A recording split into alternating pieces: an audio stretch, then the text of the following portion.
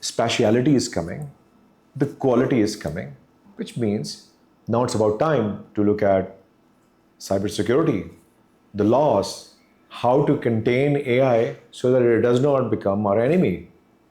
In many ways, by hallucination and by manipulating our facts. Who's going to do this sanity check? Humans.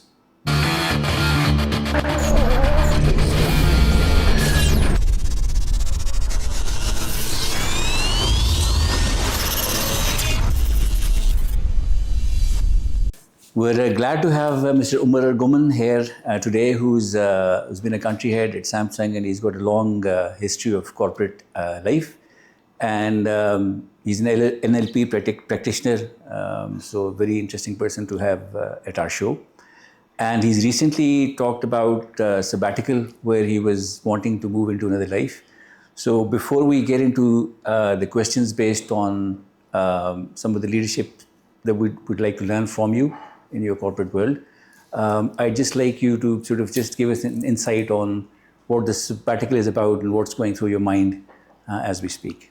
Right. So this is the most interesting time of my life because I've been working in the corporate world for 3 decades.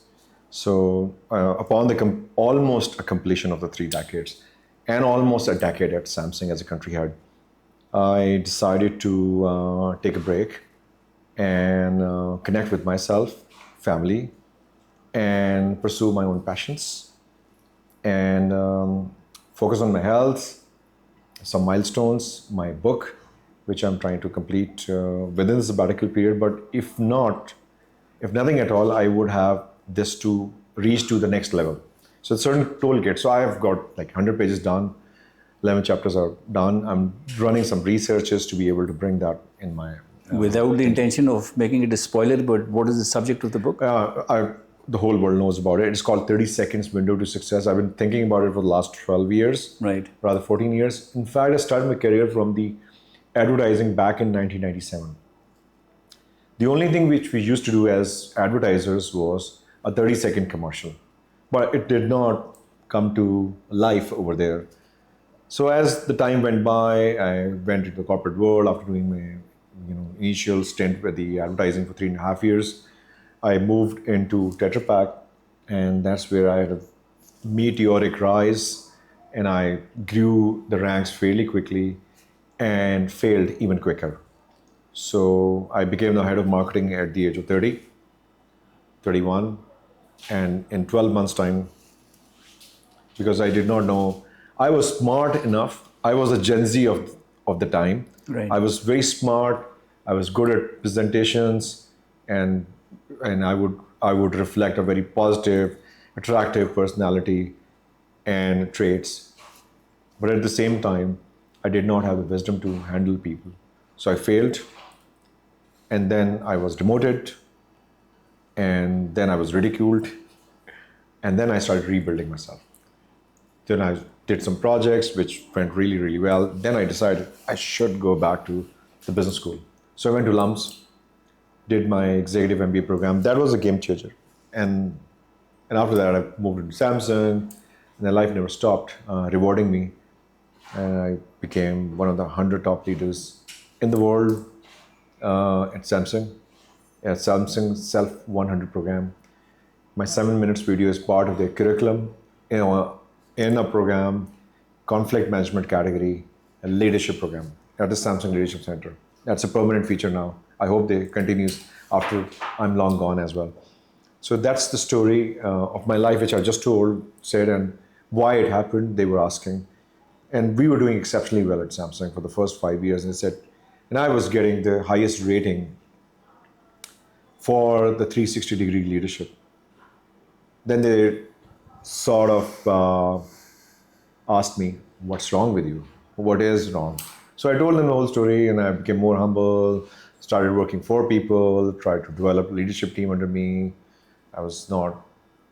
My freedom from the fear was that I was not afraid of developing people under me, finding people better than me, giving them the opportunities and grow them. It's 5 years to do that without the intention to get any. I did not even know it existed. So they did that, and then I got promoted very early here as well for working hard or whatever. And then they promoted me yet another time last year. So despite of that, with all the perks and promotion, everything, I wasn't too happy with the growth, or maybe I thought that I had learned everything that I wanted to learn at Samsung. So I started, it is, when I was contemplating to move on, they promoted me. So I was doing it for the last 2.5 years, promoting people, bringing them to my level. And now when I leave Samsung 30th June, it's like a few days, 40 days back. And I have, as I understand, there's no hiccup in the business. I'm very happy about it. That was the whole idea. I should be replaced, should be replaceable, not irreplaceable. People try to create gaps and landmines before they leave. I wanted to create a leadership environment. So that was it, and I'm so proud of what we have done together as a team, because I only hired people better than me. Now, when you reach this highest point, when you have the highest sales ever in the history last year, 2025, the team is ready, you're already preparing for that, then what better moment to choose to be out of the organization with a lot of dignity, respect, positivity, and love, which I which happened, and I'm very happy for that. So that's where I said, let's take a break. Whether I go back to corporate world or not, but I need to work on my passion projects, the book, running, fitness, travel, spend time with my daughter and son both. I will be going to Canada for quite some time, come back and see if I take on the new assignment or carry on with my passion of speaking, podcast, meeting great people like you, and working on my book. Not one book, I have 3 more books in the pipeline. So maybe do that, or maybe continue my training platforms and everything. So that's a long answer to a short question. I think it's a fabulous, it's a wonderful, wonderful story, and especially the fact in terms of being in a place where, as you've said, you sort of grooming people or grooming leaders to take your place, and I think this requires a lot of maturity and wisdom, and having done it for a long time is the only time you're able to do that. And I think that context brings us very nicely to the to what we are here to talk about, is the human leadership in the AI world. So the leadership that you talked about, I think it's invaluable, and that is the kind of stuff that we'll need moving into a world where, as we're seeing, I mean, the advances in AI are exponential. It's almost happening at a weekly level now, where you've got frontier models, coming up with newer things and capabilities that were never there before. And so, there's a lot of talk already. Technology leaders are doing it all the time, but what I would like to understand from you, and the discussion will focus on today, hopefully, is how do we maintain, or how do we sort of enhance and maintain the human leadership element in the AI world. And so as we get into that, I think the right thing is probably to just, first of all, ask you if you actually agree with some of the stuff that the technology leaders are talking about. So, for example, Elon Musk is at one end of the spectrum where he says, soon there'll be a time when, almost all the jobs are gone, and people will have to, struggle with the meaning of life. But, there'll be a time of abundance. So that is probably a utopian thing that he talks about all the time, maybe 5 years, 7 years, 10 years, we don't know. But the fact remains that, the train has started. Where it'll go, how far it'll go, it remains to be seen. And so at the moment as we speak, there's a lot of uncertainty, there's a lot of question marks in people who are aware of it. So for example, software development stuff that would typically historically take, teams of software developers to do months at a time. Now you've got AI, which can potentially do that in days if it's sort of taken in the right direction. So my first question in this space is, in terms of what you foresee in the future. Where do you see this going in the next 2 to 3 years or 3 to 5 years?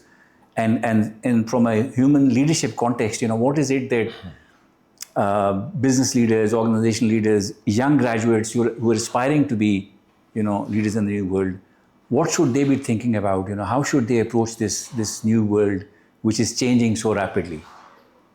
Right. So, okay, there are too many interesting things that are going to happen, and there's too many interesting things that those which have happened in the past.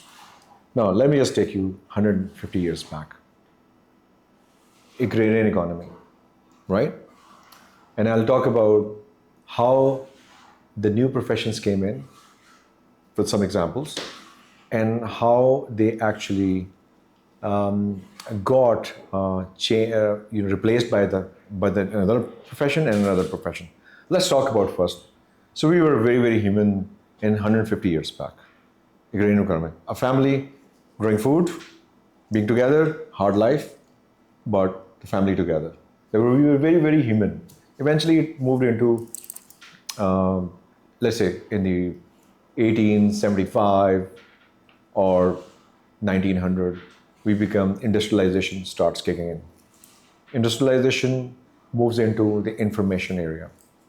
Information moves into the smart technology area, and smart technology moves into AI, and now AI is moving into agentic AI, right? Now all these areas we were started as humans. In along the line we became humanoid, which then we became humanish, then we became human-like, and it's about our time to become humans again.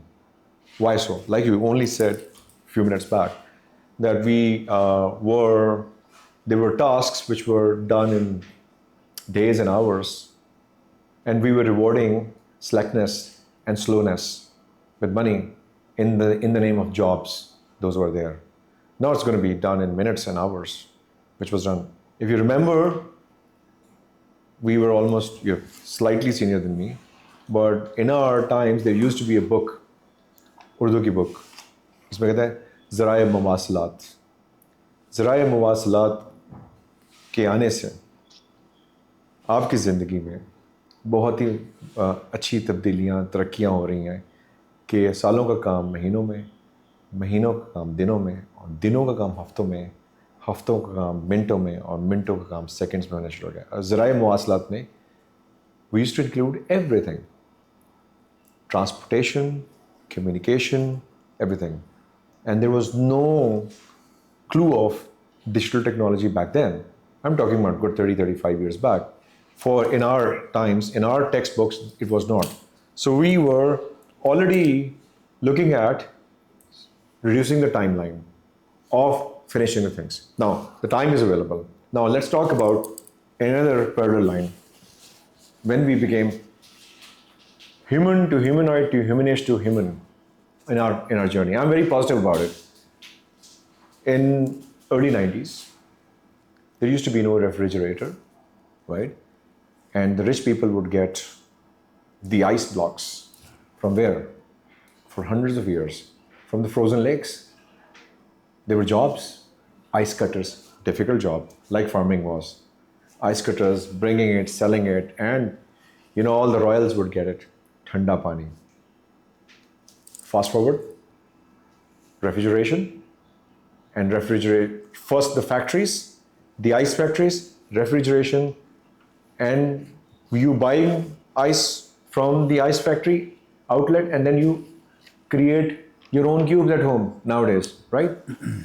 How many jobs were removed and how many jobs were added? Refrigerator manufacturing, fixing, and many more. Now, going forward, same happened with the telephone industry.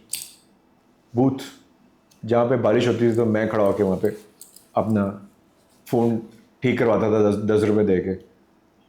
And now what happened? तारें खत्म हो गई. Now we get smartphones. 100 million plus smartphone users. Where is it coming from? And the phone users are even more. penetration is high. Internet came in, more jobs created, right? It was spread like this. Now it is moving like this, that more work is being done with less number of devices and less number of man hours. Are we not getting more effective? And along the way, we forgot to be humans and we forgot to focus on our environment. We forgot to grow trees. We forgot to have a backyard kitchen garden. And we forgot to have a lot of good things which could have come our way: rainwater harvesting, wasting resources because we did not have time. When we did not have time because we were doing all those work, which now looks like a lazy work, a lot of work, in the corporates, we would spend 20 hours, 30 hours to make one presentation, which get rejected, and then you do Claude Co. If you give one input, Claude converts that into a proper presentation with all the context and all the information that is available. Now, I agree with Elon Musk partially. Work would be an option. I think a lot of work would be an option. And a lot more different work would not be. So you can go and go farming. You can do your work a few minutes. Your agents are working for you, and you can do other stuff which this world and this earth needs: relationships, family, connectivity.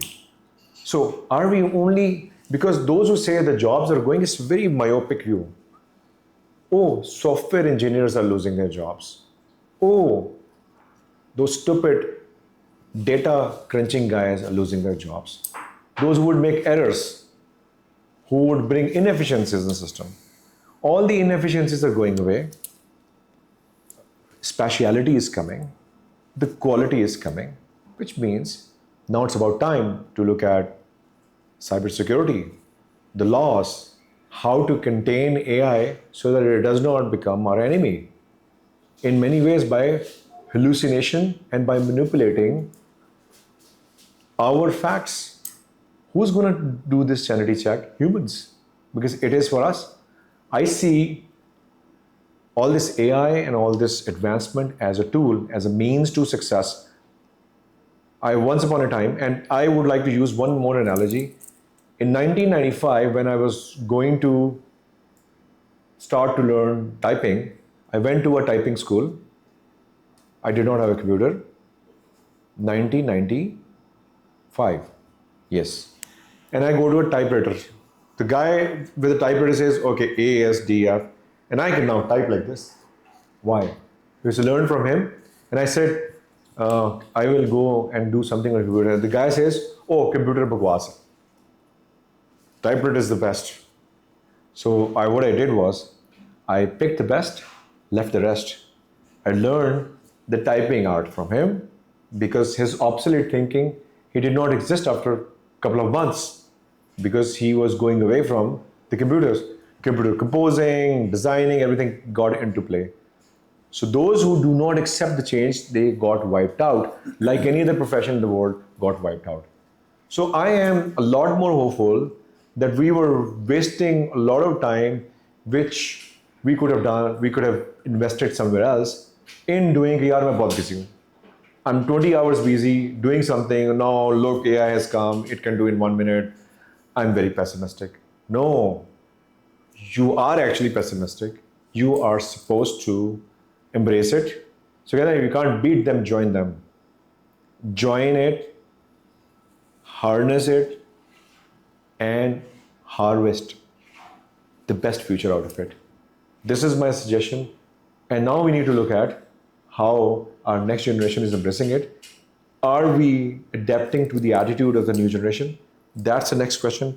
I would love to talk about it if you want me to talk about it. No, I think this is very good. The fact that you've got such a positive outlook in terms of where things are going. I think this is the requirement. This is, because you just cannot progress unless you see light at the end of the tunnel.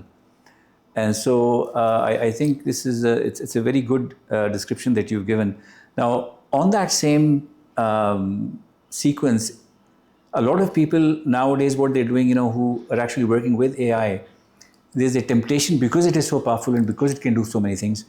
Although we know that it also messes up a lot, it gives us a lot of wrong answers. That's a separate thing. But an increasing temptation of people to just sort of go ahead and use it for things which may or may not be productive. So I'll give you an example.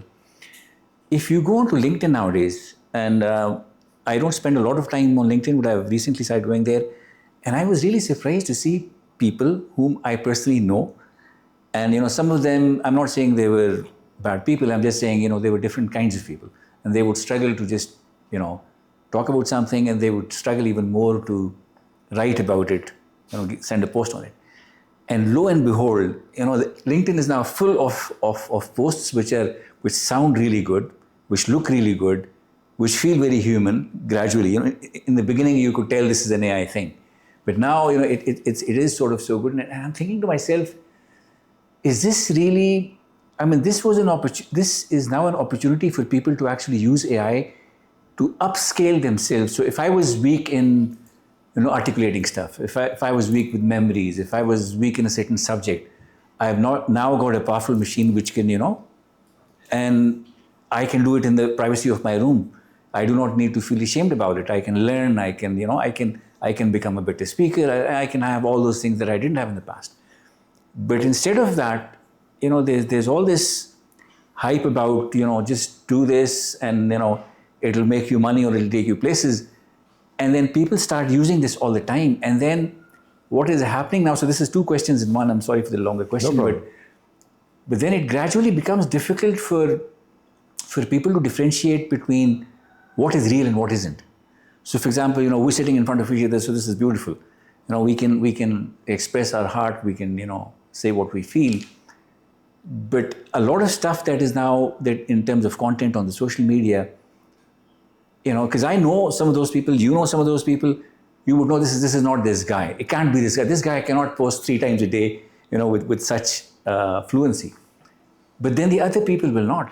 So gradually, I think there's some parts of communication which will become it'll be incredibly difficult to tell, is this real or is it not? We're already seeing videos, which sometimes can fool you. And you think this is real, and then you say it can't be real. So the two questions is, if we can actually break them. So the first question is, when people start banking on AI, because it is the easy way out, aren't they sort of degrading themselves to, if it was switched off, or if they went into real life, they would miss it even more because that thing is gone. So that is one part of the question. You can handle that first, and the second part is, how will we be able to tell, and what kind of a difference will that make in terms of what is real and what isn't? So those are the two questions. Okay, so may I answer the second first? Yeah. Why do we need to tell what is real and what is not? So this is my question to us both, and let's find an answer. Look, I'll just I been on LinkedIn for the last 13, 14 years. And I used to be one of those people who would write very, very long posts because my communication skills were decent enough to write and express myself. But then expression had become a scarce commodity. And others were deprived of that because they did not have the right educational background, right? But the thought was there. AI helped them to express themselves a little bit more. So it enhanced the capability of someone, right? Okay. When people try to be pseudo-intellectuals, they will be caught because they'll be exposed when you meet them in person, right? So they're taking a lot of risk with that. But one more thing, when I read a book from the lady called Amy Cuddy, Presence, Fake It Till You Become It. So people are in the imposter syndrome and they're just trying to evolve out of their cocoon. At least they're trying to express themselves. Let them. If they get caught, it's fine. If they don't, that's a risk they're playing with themselves. But we all have the right to utilize the technology and the enablers to be able to be better. Why so and how so? We were born without clothes. We were not capable of knitting or weaving clothes. We were not capable of building these houses. Somebody's dad died and left something. So you can always say that you were born naked. Why are you wearing clothes, right? But some, I would say, generally what we say, unfair advantages led us to that. Now, AI is that unfair advantage that we have on our side, which is helping us to project a certain vision of ourselves. So we are faking it till we are becoming it. That's practically one part. Now, we could not have traveled that distance if we do not have the technology. Imagine, my Dada went for Hajj about 100 years back, and previously people would go for Hajj and they wouldn't come back. So he went on a ship, then camels, did it, and came back maybe 6 months back or something, back to the country. And one Haji Sahib used to be a big thing. Going to US used to be a very, very big thing, right? Going to Europe by road used to be. Now, we are all getting all these unfair advantages. So all these things are enablers. And AI is yet another enabler that is coming into action and which is helping us out. Yeah, carpet industry. How many people could afford carpets back in the days? Because carpets were less in centuries, but eventually the technology came in, commercialization came in. So in the carpet industry, there's still a question mark whether you can identify the hand knotted carpet and the machine carpet. In the hand knotted carpet, there are again qualities. It's for the jeweler to identify the quality of the jewel. If they are really determined that they want to segregate right from the wrong. And so people have been deceiving people for the longest period of time, ever since the world has been there. So I'm not too worried about what is real and what is not real. What is good for society and what is not, that's one thing. What is going to be harmful, that's going to be thing. We get a lot of processed food. Do you think it is as healthy as the organic food is? I have worked in the processed industry for the longest period of time. We would always claim it is the best alternative to the milk if that milk is not available. But if you get it from the cow directly, that's the best. But the cow milk was not available right from backyard. So we would have to go for the processed milk. It's the best alternative. Now, whatever is available is the best alternative to the original. So I wouldn't be too worried. To be honest, like I said, if we worry too much, there are not two updates coming a week.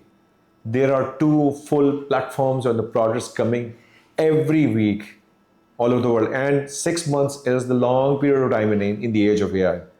I was watching Elon Musk talking about it. He said, unethical dilemmas are happening, but who will eradicate it from our system? The one who are using it, who are embracing it, who are understanding it, not the ones who say, let's destroy AI. It's not going to be destroyed. It's here. It's reality. It may not be an entity from Tom Cruise film, Mission Impossible, but it is something. Can we use it as a tool or can we use it as a threat? I should say we should use it as a tool to be embraced by the rest of the society, and let's go with it. What is your view on the? So there's a lot of global crisis going on, which has always been happening, but in recent times it's upsurged again. So in this time of global instability, there are some organizations and some companies who are working on sort of leveraging AI to be able to work in technology agnostic environments. So if there is a power failure nationwide, can you continue to operate, or things like that. And in a way, it sort of sounds pretty useful, because then AI can do all that boring work for you in terms of writing processes and doing things, and sort of making it easier for you to work on both ends of the spectrum, the technological edge that you've mentioned. And in a worst case where if things start falling apart, the society can continue to function in some kind of a decent way. So what is your view on this? Do you think this is a good direction that? I need to understand your question. मुझे एक बार उर्दू में बोलें ज़रा. ये जो obnoxious का word है ना, इसकी एक technology understanding. Agnostic, what I mean by that is कि अगर एक जिस तरह अच्छा, जंगें हो रही हैं, agnostic की बात है. हाँ ऐसे जी जी, obnoxious नहीं है. नहीं एग्नोस्टिक, Agnostic. अच्छा, ठीक है. in an environment where technology isn't working. So can you continue to operate as a household, as a business, as a as a society? To what extent can you continue to operate in a situation where it is things have gone horribly wrong at some kind of a national level, or there's a war or whatever? Yeah, technology has its own ups and downs. I was in US about 3-4 years back. There was a short-term tornado or some sort of twister indications coming in. 200 flights were cancelled in one day, and we got stranded at the airport for hours, and technology was totally out of control. And we tried to call, things worked, and we did not know where our luggage was, and we did not know where to go. It was complete chaos. And those who were like us, a little bit of conventional, they said, okay, let's get in the line, and the line is going to, the moment we reached the counter after 1 hour, the line was moving. And they said, why don't we just call our helpline, get it done? And better if you just go and use the technology and get your tickets changed. We thought that we could have done it very easily, and we did not use the technology because we're not friendly with the technology. So I would say we were slightly technology agnostics. We ourselves were agnostics. Yeah, nahi use karni, right? Now technology failed. 200 flights cancelled. It was up and about again in the next 72 hours. But what fixed it again? It was again technology, which was able to optimize all the flights again. People were able to get their luggage, and people were able to move around. So technology failures would happen, disasters would happen because too much reliance on in a very small area. It is happening so efficiently. Do you know how many flights do land at a Heathrow airport in a day? In a day, take a wild guess. A few hundred. 1,400 flights land and take off every minute at the airstrip, Heathrow Airport. And they have their own ways of bigger circle, small circle, then close to the strip. One is landing and one is taking off. And there's so many aircrafts. Was it possible without technology? Without technology, there's so many collapses happening when the less flights were taking place back in the days. So I would say it's a blessing and a curse. It goes out of control, it's a curse. If it works, it's right. Technology hallucinations can cause multiple damages to the society. So, but it still does not take us to a point whether technology is good or bad. It's a gun, whether you use it to hunt or to be hunted. It's up to us. How do we use it? So let's not be hunted. Let's use it with great care. So in the education space, how do you see this developing? Because, and we discussed this very briefly a while ago in terms of, now potentially you've got the option to learn things very rapidly. Yeah. And so the conventional college system or the university system, I'm sure this will also probably evolve in some way or format in the next few years. But looking at it where it is now, so for example, people in the prime of their youth are expected to spend around 6 to 8 years minimum after school in terms of learning, which is obviously the best thing you can do. But, AI may make it possible to sort of have very customized learning environments in terms of what we want to do. Because after you get a degree, you will either end up doing some kind of a business or you'll do some kind of a job. And so if you can sort of get some kind of a coaching and education in terms of what will really help you in the field. You know, somebody may do that in a year's time, maximum 2 years time. You know, would he still spend 6 to 8 years in the conventional system? Do you think moving forward in the next few years, do you think this will change or this will? I have my own perspective about education. I'm pro education. Certifications are good, but I'm pro education. You need to be in an environment. Suppose if you don't go for the education, then what do? It's more of a taming your mind, learning how to learn, cognitive abilities get evolved when your brain is challenged. Okay, what education do you want to do it? I think my kids are going to the university. I tell them, don't worry what job would you get. Worry if you don't get hard time at the university. I'll be very happy when you get hard time at the university. Reason being, if anything challenges you, works for you. Suppose if you go to a gym and you lift the lightest of the weights, right, and do the minimum of the reps, would you be fit? I don't think so. If you do light weights, more reps, still works. If you go for heavier weights, medium size effort, it works. Means effort works. Brain is a muscle. We need to push it to be able to function. Now, with the technology, the distance is covered, which means that you can accumulate and accommodate more things in your mind. So you can be two professions at the same time. There were a few very gifted people in our times that would do double degrees back in the days. I have seen people doing law and medicine in US. Actually speaking, a lawyer and a medical specialist. How is it possible? They are doing it. Computer scientist and doing some humanity degree at the same time, double majors. People doing double PhDs. So how many people were able to do that? Now we can hone more skills, because AI is not, if the answer is on this seat, but you have to go through whole of the room to reach there, it will direct you towards this.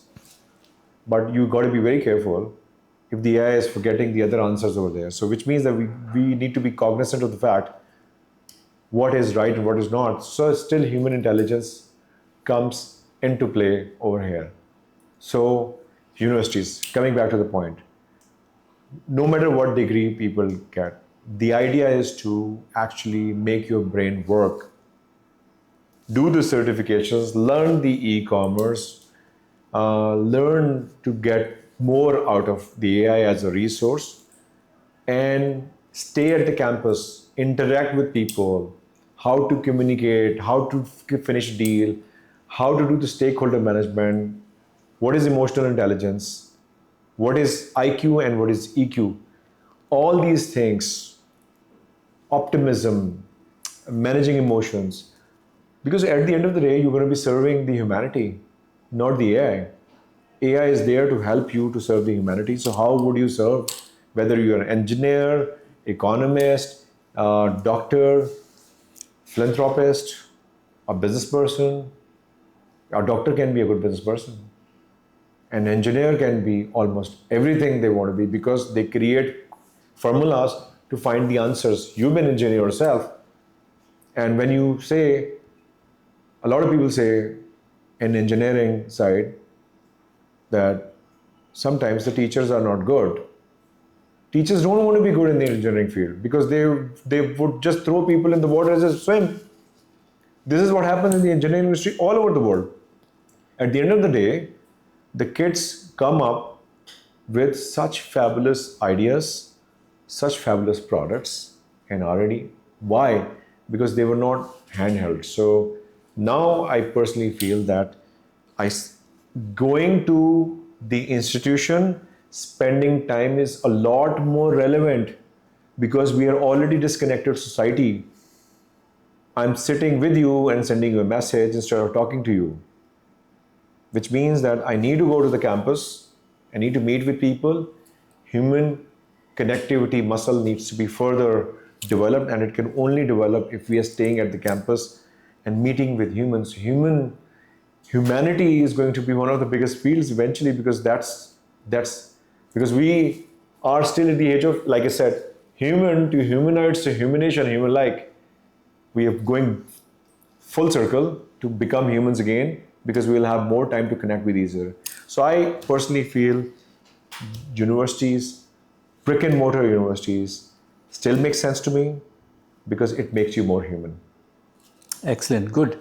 So just to conclude, if you were to give some advice to the fresh graduates who are now, just coming out of universities and looking for jobs, and it's depending on where you are, it can be a difficult world. Finding jobs is not is probably as easy. So what would be your? It's a broad question. Obviously, it varies from person to person. So I understand there's no fixed formulas. But in terms of general advice, what would be your advice to to fresh graduates who are just moving out of university and either looking for jobs or looking to set up a business? What would be your advice to them in this specific era? So I'm going to talk about two things. One is those who are coming out. I want to talk to them as well, and I would like to talk to people like me, the ones who are stereotyping the Gen Zs, and like our bigger generations were stereotyping us, but we are doing it more because it's the age of information and AI and information readily available. Now, the first thing is for the Gen Zers, and I'm with you people. I'm going to be talking to you people later as well at different forums as well. Look, I don't know what job you would be, fitting into, but do remember one thing. Your role in whatever you do is to find a solution to a problem. Money will come. Money is going to come because it will flow in. But if you go after the money, you'll not be able to focus on the problems that you're going to be resolving for the people who are going to be using your product or your services as an employee or as an owner of the business. That's one thing, very clear. And now you can run a business without having to worry about the employees betray and they're not good, they are cheaters. So which means that you have got more resources to fix the problems of the people who are having trouble anywhere. Now, this is one thing. Now comes to the discussion towards us. What are we doing to help these people to embrace their future and present, not past? We are their past. They're not supposed to embrace us. We're supposed to embrace them. We're supposed to speak their language. What we are doing is we're constantly criticizing them and we're not understanding. So I've been in the corporate world for 3 decades. Half the time I was a marketer, half the time I was a commercial and running the businesses. Hardcore commercial person. Profit, money, everything was my responsibility. Sales, everything. Now, when I was a marketer, what was the single most thing that we used to do was to collect the insights and develop a product and service accordingly. Now, Gen Zs is a product, and we are going to be using them as a resource, but we are not understanding where they're coming from. They cannot be fit into 9 to 5 role because they will do the same work in 2 hours. Why do you want to keep them for 8 hours? Then you say they're slackers, they're not interested, they want to come. But if somebody says, okay, conventionally, you were doing it in 10, 20, 30 hours, we just talked about this, the same thing can be done in minutes and hours. Why are we keeping them engaged for 8 hours for something which they have already done? So what they would do is they would not come on time, they will not be happy, and they will leave the job. So it's a gig economy. Do more in less time is a thing. And it's possible. The technology has proven it. Why can't we change our systems? There are few people, we were in 40s and 50s, we are the people who actually came from the school of thought of being obedient. Gone are the days of being obedient. And the days of being smart has come. But for Gen Z, please do remember that. You need to learn from the wise. We're wise. We're not smart as you people are. But what if smart and wise come together and there is less generational gap and we start understanding the language? But we need to lick horses for courses. But I'm saying courses for the horses. For these horses, we need to create a level playing field for these people so that these people choose a task, deliver the best, use the technology, they are cost effective. Now, Gen Zs do not, the new generation does not want a big car, they don't want big houses, they don't want titles, and they don't even want office. They don't want office. They want to, they do not even want validation. They just want to come, deliver their work, and do their own thing. They want to sit at the coffee shop, do their work, and leave. And they want to deliver all the results. But who's going to take care of them? As a marketer, I believe that we need to collect the insights. We need to understand what is going on in their head and how, look, the levels of wisdom changes after every decade in your life. When you're 10 years old, you're different, 20 different, 30 different, 40, but it also cross matches with the era you're in. I said agrarian to information to smartphone and now AI and now agentic AI. We have come into the era where something else is working for us. Now, in this era, the one who understands the technology, how these people who are in 20s are using this technology, are we understanding them? Are we understanding the technology? Or we are just saying one size fit all? It's a cookie cutter approach. No, we did it this way, you will do this way. No, it's not going to work. We need to understand what is their capability, use them. This is what we call leadership. Leadership means they bring the best out of people by giving the best possible environment, looking at their capabilities and being not stereotyped. We need to be unconventional.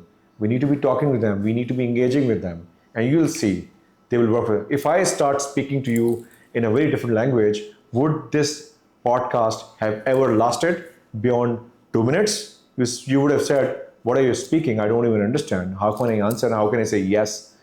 That's what's happening with Gen Z, the Alpha, and Millennials, and the others. They all are at a different levels of wisdom in the age of AI. We need to communicate, we need to understand, we need to create opportunities for them, and we need to, 8 hours you get 2 people at a lower cost, give them freedom, they will enjoy this and they will enjoy something else and they will make more money. So I would suggest we need to fix ourselves and always remember the Let Them Theory is a book from Mel Robbins says you cannot change others, all you have to do is change us. We need to change ourselves and then we move forward. I think that's how we need to move forward in life, and this is what I want to say. Very insightful, extraordinary, and lovely discussion. Thank you so much. It was a pleasure having you. Thank you. Thank you.